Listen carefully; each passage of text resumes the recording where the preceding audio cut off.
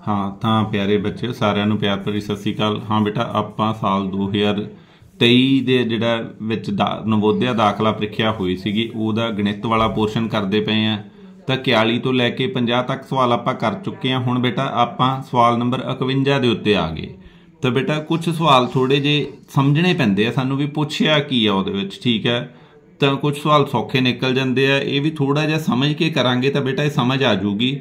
ਇਹਦੇ ਨਾਲ ਰਲਦੇ ਕਈ ਸਵਾਲ ਹੈਗੇ ਆ ਹੈ ਨਾ, ਹਰ ਪੇਪਰ ਦੇ ਵਿੱਚ ਸਵਾਲ ਪਾਏ ਆ। ਮੈਂ ਥੋੜ੍ਹਾ ਜਿਹਾ ਡਿਟੇਲ 'ਚ ਦੱਸੂਗਾ ਤੁਹਾਨੂੰ। ਇਹ ਕਹਿੰਦਾ 80 ਵਿਦਿਆਰਥੀਆਂ ਦਾ ਇੱਕ ਸਮੂਹ ਪਿਕਨਿਕ ਉੱਤੇ ਗਿਆ। ਇਸ ਸਮੂਹ ਵਿੱਚ 20% ਵਿਦਿਆਰਥੀ ਕੁੜੀਆਂ ਅਤੇ ਬਾਕੀ ਮੁੰਡੇ ਹਨ। ਇਸ ਵਿੱਚ ਕਿੰਨੀਆਂ ਹੋਰ ਕੁੜੀਆਂ ਸ਼ਾਮਲ ਕੀਤੀਆਂ ਜਾਣ ਤਾਂ ਜੋ ਮੁੰਡੇ 70% ਹੋ ਜਾਣ। ਤਾਂ ਬੇਟਾ 80 ਵਿਦਿਆਰਥੀਆਂ ਦਾ ਕਹਿੰਦਾ ਇੱਕ ਸਮੂਹ ਪਿਕਨਿਕ ਉੱਤੇ ਗਿਆ ਆ, ਠੀਕ ਹੈ। ਇਸ ਸਮੂਹ ਵਿੱਚ 20% ਵਿਦਿਆਰਥੀ ਕੁੜੀਆਂ ਆ। ਤਾਂ ਬੇਟਾ ਆਪਾਂ ਕੁੜੀਆਂ ਦੀ ਸੰਖਿਆ ਕੱਢ ਲੈਂਦੇ ਹਾਂ ਪਹਿਲਾਂ ਵੀ ਕਿੰਨੀ ਆ।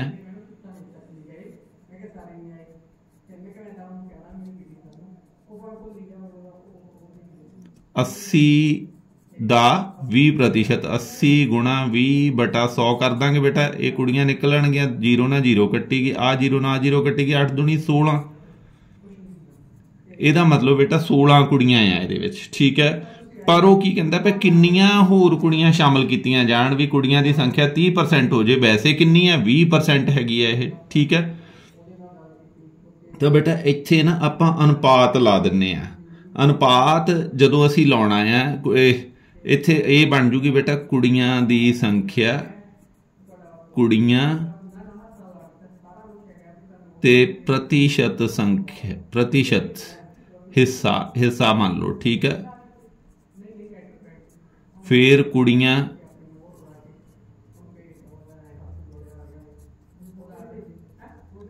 ਤੇ ਪ੍ਰਤੀਸ਼ਤ ਹਿੱਸਾ,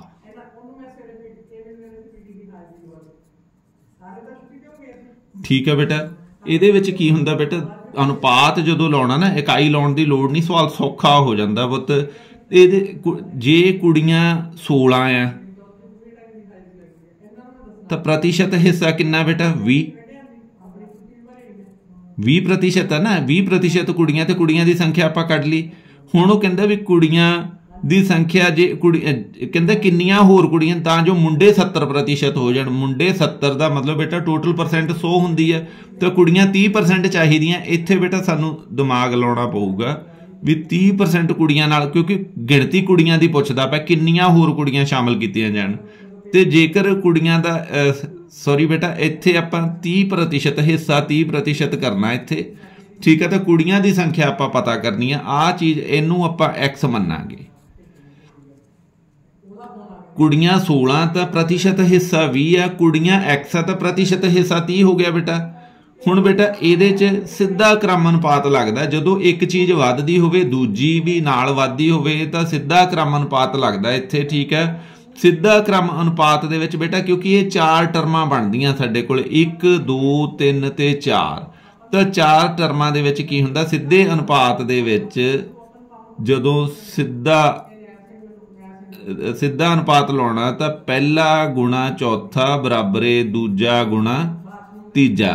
ਪਹਿਲੀ ਗੁਣਾ ਚੌਥੀ ਟਰਮ ਬਰਾਬਰੇ ਦੂਜੀ ਗੁਣਾ ਤੀਜੀ ਟਰਮ ਹੁੰਦੀ ਹੈ। ਕਿਉਂਕਿ ਬੇਟਾ ਇੱਥੇ ਸਿੱਧਾ ਕ੍ਰਮ ਅਨੁਪਾਤ ਲੱਗਦਾ ਪਿਆ ਤਾਂ ਮੈਂ ਤੁਹਾਨੂੰ ਉਲਟ ਕ੍ਰਮ ਅਨੁਪਾਤ 'ਚ ਪਹਿਲਾ ਗੁਣਾ ਦੂਜਾ, ਇਹ ਬੇਟਾ ਤੁਸੀਂ ਚੇਤੇ ਰੱਖਣਾ, ਹਰ ਸਵਾਲ ਦੇ ਵਿੱਚ ਕੰਮ ਆਊਗਾ ਤੁਹਾਡੇ। ਜਦੋਂ ਉਲਟ ਕ੍ਰਮ ਅਨੁਪਾਤ ਲਾਉਣਾ ਤਾਂ ਪਹਿਲੀ ਟਰਮ ਗੁਣਾ ਦੂਜੀ ਟਰਮ ਬਰਾਬਰੇ ਤੀਜੀ ਟਰਮ ਗੁਣਾ ਚੌਥੀ ਟਰਮ, ਠੀਕ ਹੈ। ਇਹ ਸਿੱਧਾ ਤੇ ਉਲਟ ਕ੍ਰਮ ਅਨੁਪਾਤ ਕਿੱਥੇ ਲੱਗਦਾ? ਸਿੱਧਾ ਕ੍ਰਮ ਅਨੁਪਾਤ ਬੇਟਾ ਜਦੋਂ ਇੱਕ ਚੀਜ਼ ਵੱਧਦੀ ਹੈ ਤਾਂ ਦੂਜੀ ਵੀ ਨਾਲ ਵੱਧ ਜਾਂਦੀ ਹੈ, ਉੱਥੇ ਸਿੱਧਾ ਕ੍ਰਮ ਅਨੁਪਾਤ। ਜਿਵੇਂ ਕੁੜੀਆਂ ਦੀ ਗਿਣਤੀ ਵਧੂਗੀ ਤਾਂ ਪ੍ਰਤੀਸ਼ਤ ਹਿੱਸਾ ਵੀ ਵੱਧ ਜਾਂਦਾ, ਠੀਕ ਹੈ।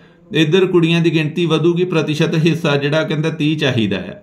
ਤੇ ਇੱਥੇ ਸਿੱਧਾ ਕ੍ਰਮ ਅਨੁਪਾਤ 'ਚ ਪਹਿਲੀ ਗੁਣਾ ਚੌਥੀ ਟਰਮ ਬਰਾਬਰੇ ਦੂਜੀ ਗੁਣਾ ਤੀਜੀ ਟਰਮ, ਠੀਕ ਹੈ। ਇੱਕ ਟਰਮ ਵਿੱਚੋਂ ਮਿਸ ਹੁੰਦੀ ਹੈ, ਉਹਨੂੰ ਆਪਾਂ ਹੱਲ ਕਰ ਲੈਂਦੇ ਹਾਂ। ਜਦੋਂ ਉਲਟ ਕ੍ਰਮ ਅਨੁਪਾਤ ਹੁੰਦਾ ਬੇਟਾ, ਜਿਵੇਂ ਕਿਸੇ ਕੰਮ ਦੇ ਲਈ ਜਦੋਂ ਅਸੀਂ ਬੰਦੇ ਵਧਾ ਦਿੰਦੇ ਹਾਂ ਤੇ ਕੰਮ ਛੇਤੀ ਕੰਪਲੀਟ ਹੋ ਜਾਂਦਾ, ਠੀਕ ਹੈ। ਇੱਕ ਚੀਜ਼ ਵੱਧ ਜਾਂਦੀ ਹੈ, ਇੱਕ ਚੀਜ਼ ਘਟ ਜਾਂਦੀ ਹੈ, ਕੰਮ ਦੇ ਦਿਨ ਘਟ ਜਾਣਗੇ ਤਾਂ ਫਿਰ ਉੱਥੇ ਉਲਟ ਕ੍ਰਮ ਅਨੁਪਾਤ ਲੱਗਣਾ।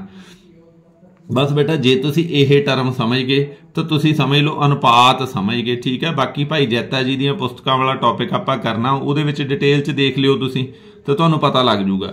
इत्थे पुत हुण सीधा क्रमानुपात लगना, तो पहला गुणा चौथा, पहली टर्म गुणा चौथी टर्म, दूजी गुणा तीजी टर्म। बस ये चेते रखना, सीधा अनुपात च पहली चौथी दूजी तीजी की गुणा बराबर होंदी है। तो बेटा आप क्योंकि बराबर करना तो एक्स वाली रकम इधर रख लेने 20 गुणा एक्स बराबर 16 गुणा 30। ठीक है बेटा, 20 गुणा एक्स बराबर 16 गुणा 30। तो आप एक्स की कीमत पता करनी है बेटा, एक्स नूं इत्थे रख लेने आ ते 16 गुणा 30 आ 20 ने इधर आके भाग हो जाना बेटा, क्योंकि गुणा की रकम इधर आके भाग च बदलती है। ये भी बेटा रूल तुहानूं दस्से सी बराबर दे, जिहड़ी जमा की रकम आ बराबर दे उधर जाके घटाओ दे विच, घटाओ की रकम उधर जाके जमा दे विच, गुणा की रकम आ जिहड़ी उधर जाके भाग दे विच, ते भाग की रकम आ जिहड़ी बराबरे दे उधर जाके गुणा च बदल जाती। ये बेटा बेसिक नियम आ, सरल करो दे। ठीक है, ये तुसीं ध्यान च रखने आ, क्योंकि इदां दे सवाल जदों आ गए फिर इदां ही निकलणगे। तो ये बेटा 0 नाल 0 कट्टी गई, ते 2 8 16 8 ते 24, तो 30% पिछे कुड़ियां की संख्या कितनी आ गई, 24 आ गई। तो बेटा वो कहता सी भी किन्नियां कुड़ियां होर कुड़ियां शामिल कीतियां जाण, तो बेटा 16 तो पहला ही हैगियां सीगियां। ठीक है, हुण कहता भी टोटल 24 हो जाण तो 30% बन जाता हिस्सा इन्हां दा। तो फिर असी लोड़ींदी संख्या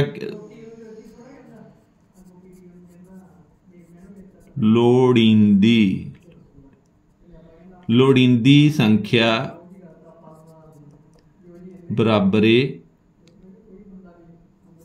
24 जिन्नी कुल चाहिदी, तो जिन्नियां पहला हैगियां 16 पहला ही हैगियां, 24 घटाओ 16 बराबरे 8। 8 साडा उत्तर आउंदा पिया बेटा। सानू 8 कुड़ियां होर चाहिदी, जे इहदे च 8 कुड़ियां शामिल कर देवांगे तो बेटा जिहड़ी कुड़ियां की संख्या जिहड़ी हैगी आ 30% हो जूगी, जां मुंडे 70% हो जाणगे। वो बेटा आटोमैटिकली है भी जदों कुड़ियां दी शामिल करांगे तो मुंडे विचों कड्ढणे पैणगे, जे आपां ग्रुप 80 का रखना है। ठीक है बेटा, तो ये आपां देख लैने बेटा 8 उत्तर कित्थे आउंदा पिया।